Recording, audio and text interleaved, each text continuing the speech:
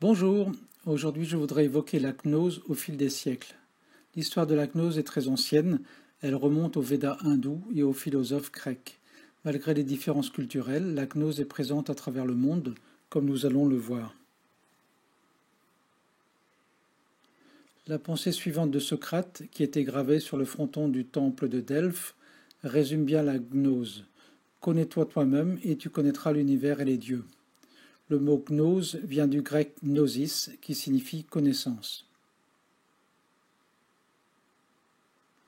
Les gnostiques vénèrent un Dieu suprême, appelé par certains le Père, et prennent leur distance par rapport au Dieu créateur du monde, appelé le Démiurge, c'est-à-dire le Dieu de l'Ancien Testament, ou Brahma chez les hindous. La gnose est une philosophie de vie primordiale et éternelle qui est basée sur la connaissance de sa vraie nature et sur la recherche du divin, non pas en dehors de soi, dans les cieux comme dirait l'évangéliste Matthieu, mais à l'intérieur de soi. Dans l'allégorie de la caverne de Platon, l'on retrouve une notion clé de la gnose, celle d'une réalité au-delà de la réalité apparente.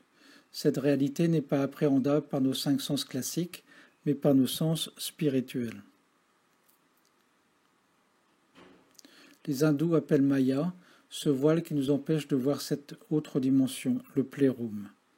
Une fois sortis de la caverne, c'est-à-dire de l'ignorance, nous pouvons avoir accès à la plénitude et au tout.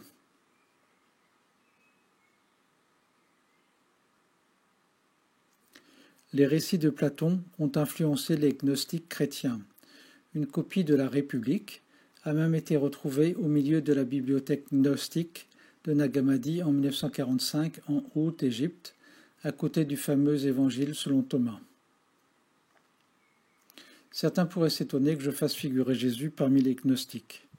En fait, la redécouverte de l'évangile selon Thomas en 1945 a semé le trouble sur le vrai message du Nazaréen. Ce texte du 1er siècle montre un Jésus gnostique, prenant la recherche de notre vraie nature. Il contient des paroles ou logia de Jésus purement gnostiques comme « Si vous ne vous connaissez pas, alors vous êtes dans la pauvreté » ou bien « Quand vous vous serez connus, alors vous saurez que vous êtes les fils du Père ».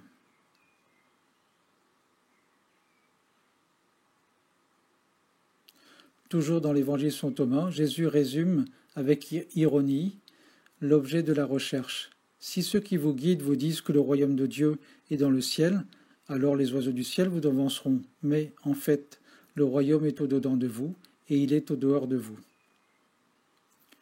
Depuis la redécouverte des manuscrits de Nag Hammadi, on connaît mieux les croyances des premiers gnostiques chrétiens qui étaient très présents en Égypte, en Syrie et jusqu'en Gaule. Leur figure de proue était principalement Marie-Madeleine et Thomas.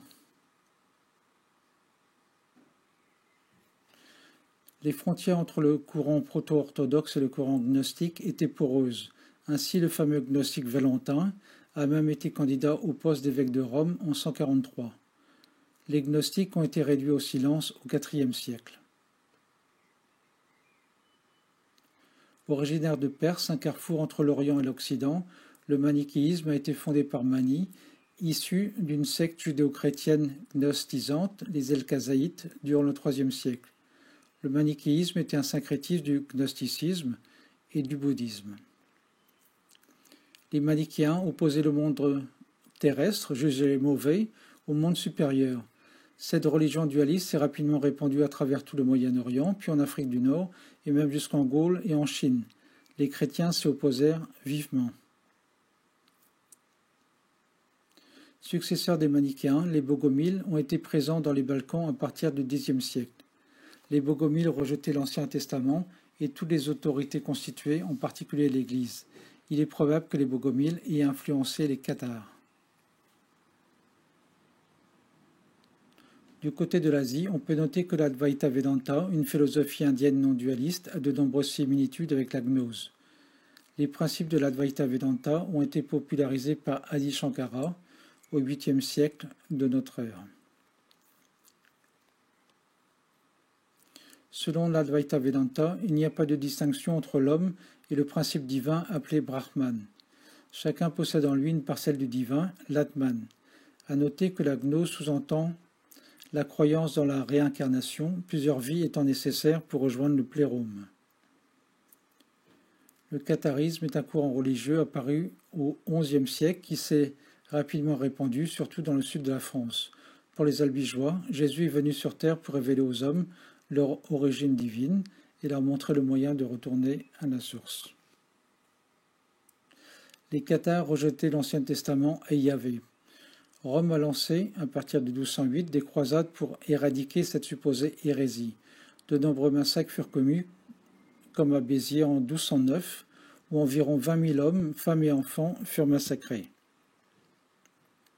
Du côté du monde musulman, on peut citer le soufi Ibn Arabi, philosophe et poète arabe né en Andalousie et mort en Syrie. Il était surnommé Ibn Aflatoun, le fils de Platon.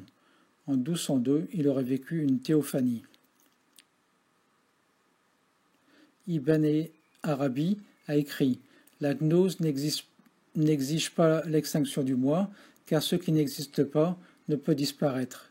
Mais aussi, celui qui connaît sa vraie nature ne voit pas autre chose qu'Allah en tout ce qu'il voit. »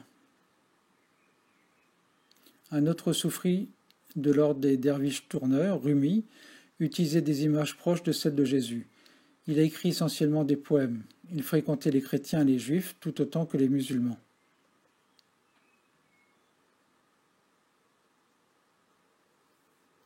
Il a notamment écrit que, quand une personne se connaît, elle connaît Dieu. Rumi s'appuyait sur la musique et la danse pour s'unir avec le divin, la réunion avec le principe absolu étant la finalité de la gnose.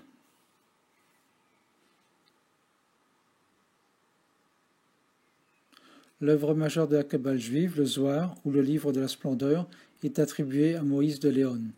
L'union mystique avec le divin occupe une place essentielle dans cet ouvrage. Le parcours du mystique suit 10 étapes principales, balisées par les séphirotes. Moïse de Léon utilisait l'image de l'union de l'homme et de la femme pour représenter l'illumination divine. De son côté, Jésus, d'après l'évangile de saint Thomas, employait le terme de chambre nuptiale.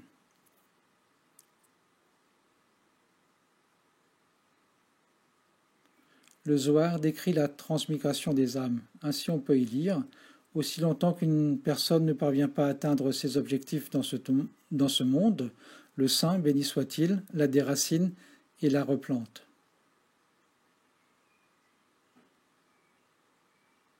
Marguerite Porete a été brûlée en place de Grève à Paris, car la démarche vers Dieu qu'elle proposait, qui ne nécessite pas de passer par l'Église, a été jugée hérétique. Son livre, Apologie de l'amour et de la liberté spirituelle, fut condamné par l'Inquisition. Maître Eckhart, brillant théologien dominicain rhénan et esprit libre, a enseigné à Paris et prêché à Cologne et Strasbourg. Génie spirituel, incompris par ses contemporains, il a été inquiété par sa hiérarchie à la fin de sa vie pour ses idées non orthodoxes. Voici 2 perles de sagesse extraites de ses sermons. La connaissance et l'expérience que fait l'homme de l'unité qui unit tous les hommes. Pour ceux qui connaissent, c'est affaire de connaissance. Pour ceux qui ont l'esprit fruste, c'est affaire de foi.